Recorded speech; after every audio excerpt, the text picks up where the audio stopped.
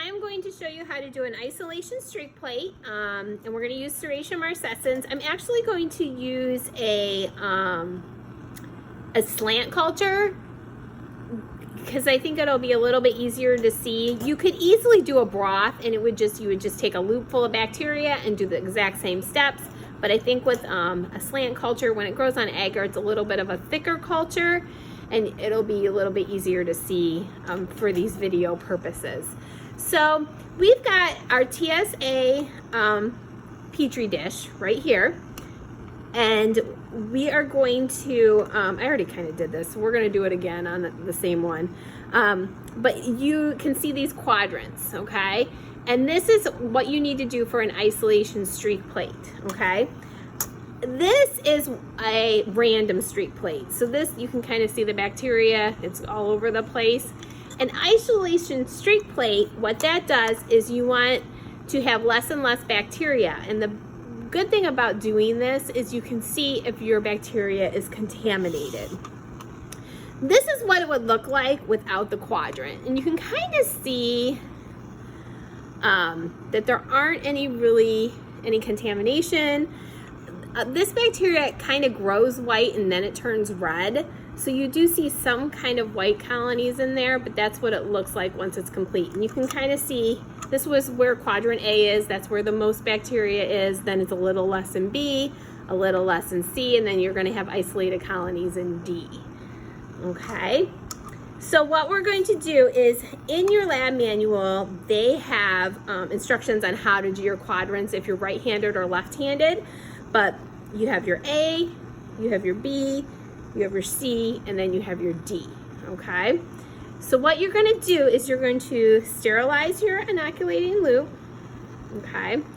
One thing you need to be aware of, and I failed to mention this in the other video, is when you take your caps off or take your Petri plates off, if you can hold them and don't set them down and walk away from them. Make sure that the lid is on, whether it be a test tube or a Petri dish, as much as possible, because the more it's open or exposed to the open air, a bug can fly in, bacteria can fly in, mold can fly in, so you want things covered as much as possible. Okay, so we sterilized our inoculating loop. We're going to flame the lip of our slant, and then we're going to take some bacteria out of it. It's a little easier to see on a slant. So you can kind of see the bacteria. Flame it, put the top on. And then what we're gonna do is we're gonna take our plate. We labeled it on the bottom of the plate. Do not label it on the top. Always label on the bottom of Petri plates, because a lot of times lids get lost or they fall off or gets turned around. So it's a lot easier to label on the bottom of the plate. So we labeled on A, and we're gonna take this and we're gonna zigzag it back and forth all the way through quadrant A. And then we put it back in the lid, and then we sterilize our loop, okay? So it's very important to sterilize in between the quadrants, because that's how we get less and less bacteria within the quadrants. So we sterilize our loop, we have to let it cool. If we don't let it cool, you'll get that singy noise. It can melt the agar and gouge it. It can kill the bacteria, so it's really important to let it cool for like 15 to 20 seconds. So then what we're gonna do is we're gonna go from section A to B. And you just need a little bit of bacteria from A, so you just take your inoculating loop, drag it through A, and then zigzag it all through B. And then put it back in your lid and flame your inoculating loop. Sterilize it. And always start from the base of the wire to the top of the loop. Okay? And then you let it cool. And it's better to take your time with this than to make a mistake. It's okay to, take a little time to get this done. That way you don't have to do it over again. So you're gonna sterilize it, let it cool.